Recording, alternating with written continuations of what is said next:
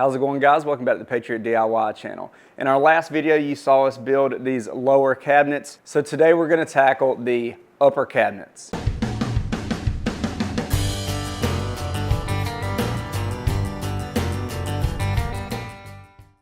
Alright guys, if you haven't already seen our video on how we built these lower cabinets, make sure you check that out. I will put a link to that right here at the top of the screen. But today we're going to be showing you how to build your upper cabinet boxes. Now the process is very similar to how we built the lower cabinets, but it is a little bit different. We're also going to be showing you the easiest way to hang these on the wall using French cleats. And I'll also be providing some step-by-step digital plans that you can download for yourself, and those are linked in the description below. The ones that I've built here are 30 inches by 15 inches, but you can adjust these instructions to build any standard size cabinet boxes that you want. And we're going to get in here. I'm going to show you exactly how I did it. But first, guys, if you haven't done it yet, make sure you hit that subscribe button down below, hit that notification bell, and give us a thumbs up. Now let's get to work.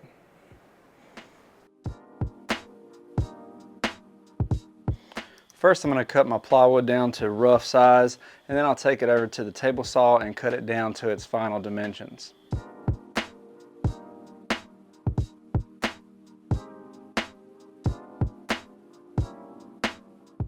Each cabinet is going to need two sides, a top, a bottom, and two nailers. Once I've got all my pieces cut down to size, I need to cut a 1/4 inch groove into each piece to accept our 1/4 inch back panel. And to do that, I'm going to set my table saw blade height to 3/8 of an inch. Then I'll use a scrap piece of plywood to space the fence the exact width of a piece of plywood from the blade. Then I run each piece through the table saw, cutting a dado along the back edge of each piece. I'm going to do this for both sides and our top and bottom pieces. Now to make this groove the correct width to fit our 1/4 inch plywood, we're going to need to move the fence back over a little bit more and run these pieces through again to widen out that groove. Then I'll test fit a scrap piece of my 1/4 inch plywood to make sure that it fits nice and snug in that groove but not too tight. Then I'll do the same thing for all of my panels.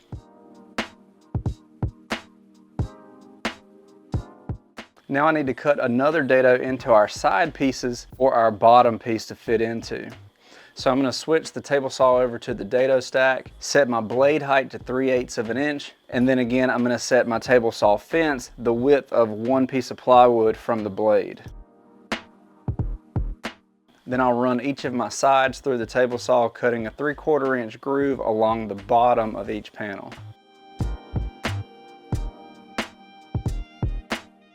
Once we've got both of our grooves cut into our sides, this is what it should look like. And you want to note the orientation here because we need the sides of each cabinet box to be opposite of each other. It's going to make a perfect book match set so everything lines up perfectly when we start assembly.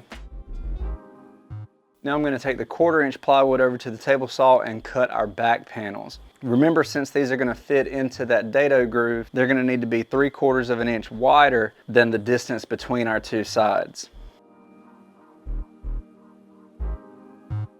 Once all of our pieces are prepped, I'm going to give them all a good sanding.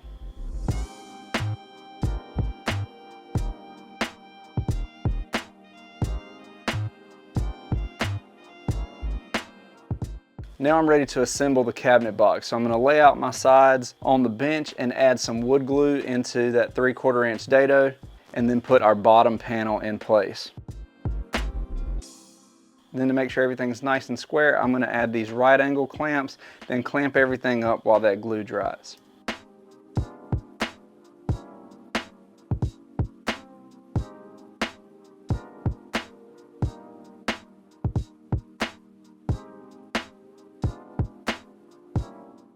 Now I can go ahead and slide in my back panel, and you can see that it fits perfectly into these grooves that we cut earlier. Now I'm going to drill some pocket holes into the top piece of our cabinet. And you want to make sure you drill your pocket holes on the opposite face from your groove. Now you can attach the top of your cabinets the same way we did the bottoms, but since the top isn't going to be visible, it's easier just to use pocket holes here. So I'm going to fit that into place, locking in that back panel, clamp everything together, and then secure it with pocket hole screws.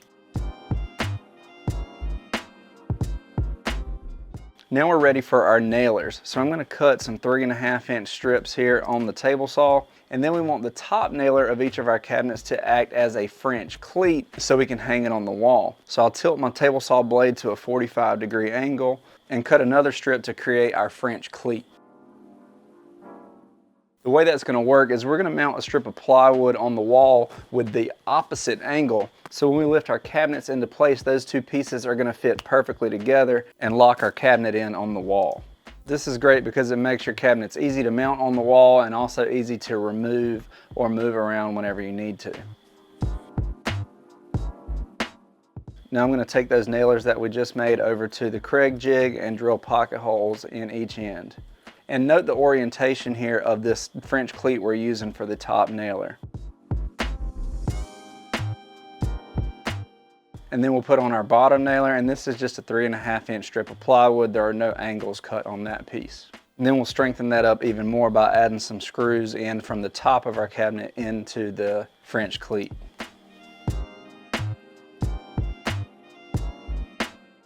Now I want to have adjustable shelves in these cabinets, so I'm going to be using the Kreg shelf pin jig to drill these holes for our adjustable shelf pins.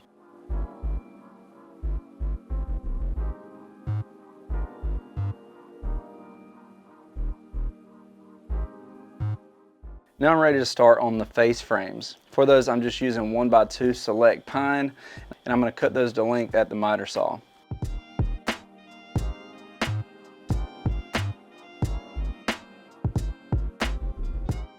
Then I'll drill pocket holes into our horizontal pieces.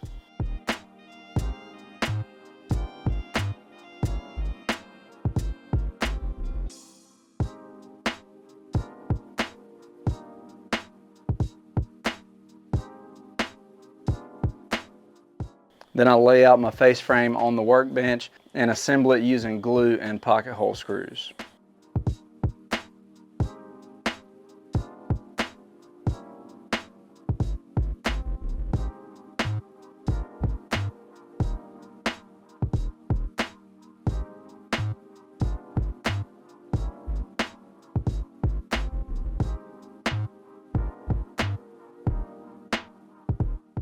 Now to attach the face frames, I'm just going to add a little glue on the front face of our cabinets and then clamp the face frames down and wait for that glue to dry. You could also use brad nails here if you want to, or if the sides of your cabinet aren't going to be visible, you can use pocket holes.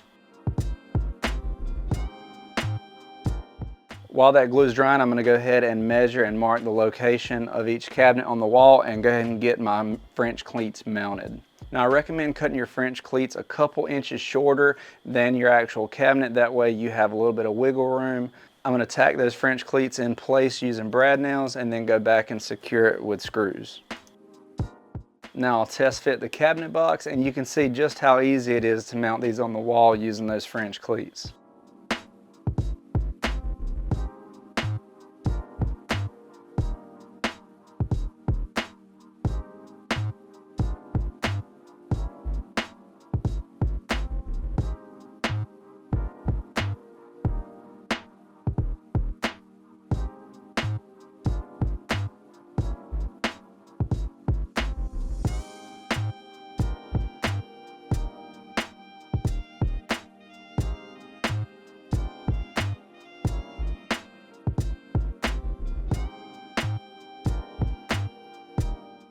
Now I'm ready to build the doors for my cabinets. I'm going with shaker style doors, and I have done an in-depth video on how to build these. So if you want to check that out, I'll put a link to that right here at the top of the screen.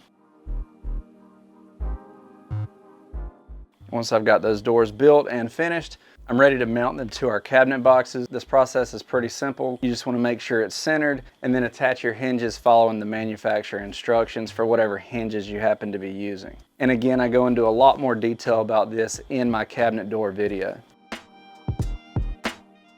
With our upper cabinets finished, we're ready to put them back up on the wall and see how it looks.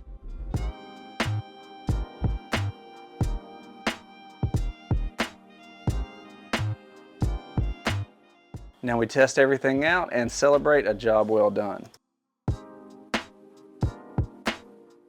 Only thing left to do now is add our shelf pins and our shelves.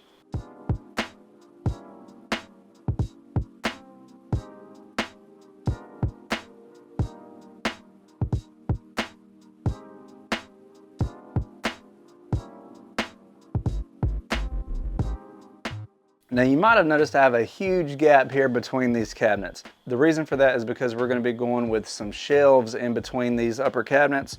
And in keeping with the rustic look of our room, I'm going to be mounting these shelves using 3/4 inch pipe. I have done a full video on this process, so if you're interested in checking that out, I'll put a link to it right here at the top of the screen.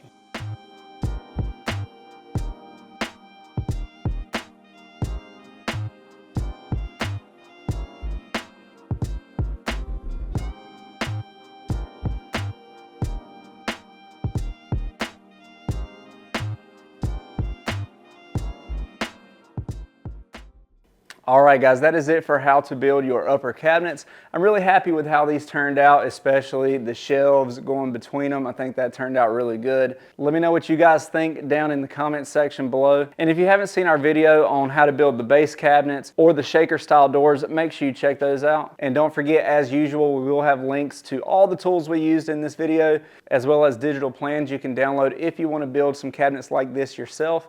Thanks for watching guys. Please like, share, and subscribe. And we'll see you next time.